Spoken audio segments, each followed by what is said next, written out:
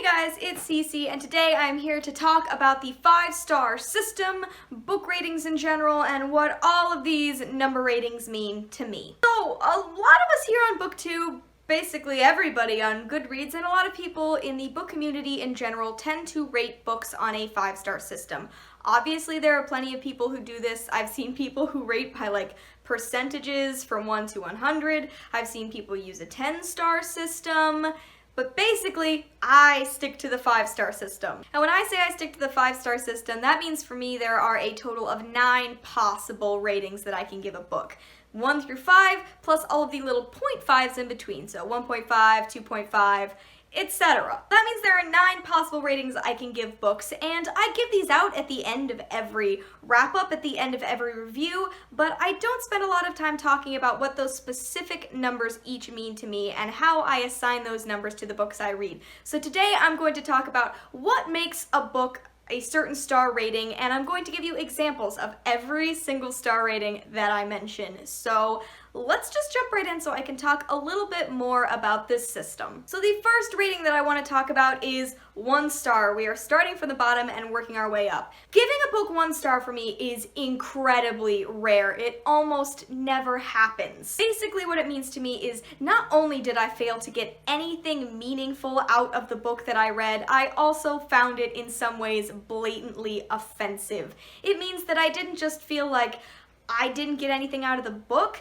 I'm angry that I spent time reading that book. So that kind of emotional reaction for me does not happen often. Generally speaking, I can at least find a couple of positives about a book that will make me give it at least a 2 star. But these are books that I just feel I wasted my time experiencing and that I found offensive. That tends to be the key word. So jumping right in, let's just start off controversial and say that one of the books that I've given 1 star to is Eleanor and Park by Rainbow Rowell. Eleanor and Park, I know a lot of people get a lot out of this book, but I didn't really draw anything new from it, and I also found the representations of Park and his mother in general to be blatantly offensive. I had a lot of other issues as well with the relationships between girls in that book, and in general I just felt I got nothing out of the reading experience of Eleanor and Park. So that is my example for me personally of a 1-star read. So moving up to a 1.5 star review. If there is anything that is more rare than a 1-star review, it's a 1.5, because generally speaking,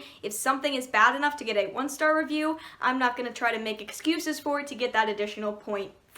Basically, a 1.5 for me would mean that I found like some small redeemable factor that I was like, alright, that did a good job of this one particular teeny tiny thing, but it really doesn't knock it up to a 2-star review. Usually these books also have some sort of offensive element that I found. That's a 1.5 star review. So some examples of this are Me Before You by Jojo Moyes, as well as Hush Hush by Becca Fitzpatrick. They are both books that I feel portrayed really damaging relationships in positive lights, besides the fact that Me Before You is incredibly ableist. So both of these books included things that I think were offensive and not portrayed in a way to say these are not good.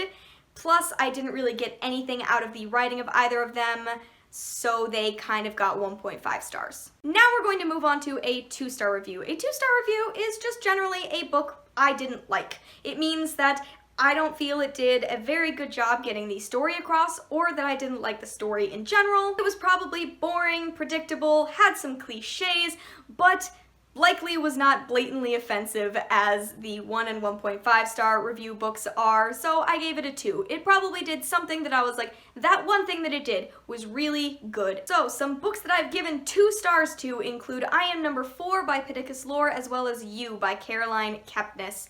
I found both of these books to be fairly predictable, and I don't think that they really brought anything new to their given genres. However, each of these books probably had at least one element that I thought was fairly well done. For example, I liked the beginning of You, and I thought it had a lot of merit.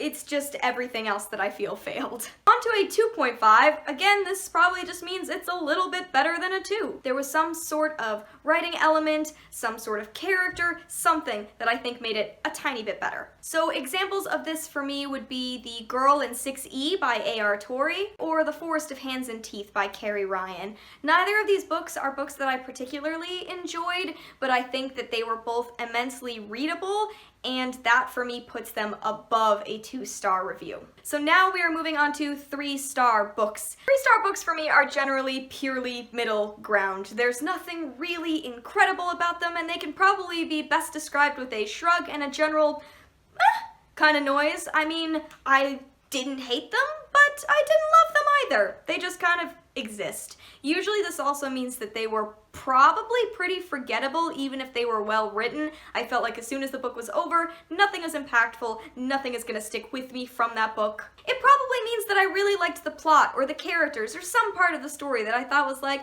wow, that was good. And it makes it impossible for me to say that I didn't like that book, but it also makes it impossible in some way or another for me to be like, that was great. Some examples of this for me would be Paper Towns by John Green or Divergent by Veronica Roth. These are both books that I think did some things really well. They were compulsively readable, and Paper Towns, for example, has some of John Green's lines that I really enjoy, and when I read it, I still marked up pages. But they also did things that fell into tropes and cliches, and in general had forgettable characters. So even though I read them and I liked them, I've basically forgotten most of what happened in both of these books. That's kind of what makes a 3-star read for me. So now onto a 3.5-star review. A 3.5 for me generally means not quite good enough to be a 4. There is some sort of element that's holding it back, whether that is everything was great, but the writing style was a little lacking, everything was pretty good, but I didn't like some of the characters. There's something that's holding it back from me giving it that 4-star review. So some examples of a 3.5-star book for me would be Since You've Been Gone by Morgan Matson or The Rest of Us Just Live Here by Patrick Ness. Both of these books had elements I liked, they were pretty good, and they brought some new stuff to established genres. However, each of them had something that just made me say, this wasn't good enough to be a 4. In the case of both of these books, it would be something to do with plot that I just didn't think was strong enough. I enjoyed everything else, but it just wasn't quite there. Now, on to a 4-star book. If I give a book 4 stars, that is my stamp of approval. Yes, I really enjoyed the book. I probably liked a lot of the things that it did. It probably had a really strong plot. It probably had pretty good writing and characters that were engaging and interesting. It means that a book was fairly readable, and I didn't feel bored over the time that I was reading it. But the thing that's preventing it from getting to a 5-star review is maybe there were a couple of details, some things that I didn't think were done as well, or elements that I just feel will fade with time from my head. However, these books are 100% books that I will want to reread in the future and that I know I will keep on my shelves because I enjoyed them and I will want to give them to other people to read. So some examples of 4-star books for me would be The Daughter of Smoke and Bone trilogy by Laini Taylor and Cinder by Marissa Meyer. These are both pretty big hitters in terms of YA fantasy series, and I really enjoyed elements of both of them. But there was just something that made me say, not quite a 5-star book. So that is how I feel about those. These are both books that I would love to reread, part of series that I really, really enjoyed and genuinely want to recommend to a lot of people, but they each had a couple of things that weren't the strongest. Also, 4-star reviews generally go to any nonfiction book that I really, really enjoy. I have a hard time giving nonfiction books 5 stars just because I feel like even if I learned something, even if I grew from those stories, they never seem to impact me as much as the fiction that I'm reading. So if I really loved a nonfiction book, it's probably going to get a 4-star review as well. So now we are coming into the last two. A 4.5-star review means it is so close to a 5. This book just had one thing probably that is holding it back from getting that glowing 5-star review. A little detail that I couldn't quite get over when I went to write my review. This probably also means that give me a few months and I'll forget that one detail and I will be sitting here looking at my 4.5-star review going, why didn't I give that 5 stars? It's just almost there. Everything is well done. Characters, plot, writing. But there was some little thing that when I read it, I was like, that's not my favorite thing. It's kind of hard to explain, but that's the best I can describe how I feel about my 4.5 star books. Just one issue holding it back. So some examples of some 4.5 star reads for me would be The Miseducation of Cameron Post by Emily M. Danforth or The Martian by Andy Weir. These are both phenomenal books that I absolutely adored, but they each had little elements of writing that made it not quite a 5-star book. They're fantastic and I loved them, but there was something when I was reading that I couldn't quite get over. Now we are on to the last rating, a 5-star review. This is not quite as rare as a 1-star review, but it is rare. I am selective with my 5-star reviews, and I've only grown more selective with time. I used to just kind of hand them out willy-nilly when I really enjoyed a book, but I do not do that anymore. This for me is the holy grail. A book really has to be impressive for it to get 5 stars from me. For me, a 5-star review means that I liked everything about the book and that I could not find something that I didn't like.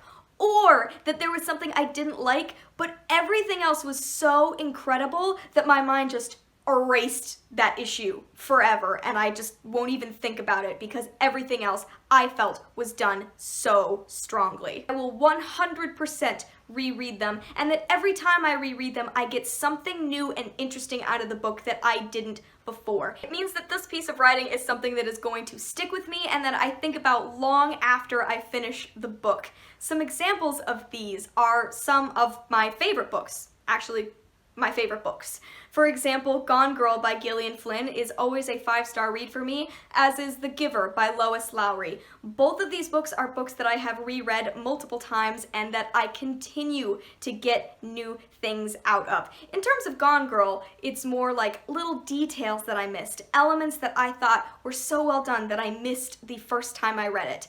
For The Giver, it's that I feel like I learn something more about the story every time I read it. It's such a small little book, but there's always something new that I can get from the story even as I age. I've read this book probably upwards of 10 times at this point, and it always gets me invested in the story and characters again.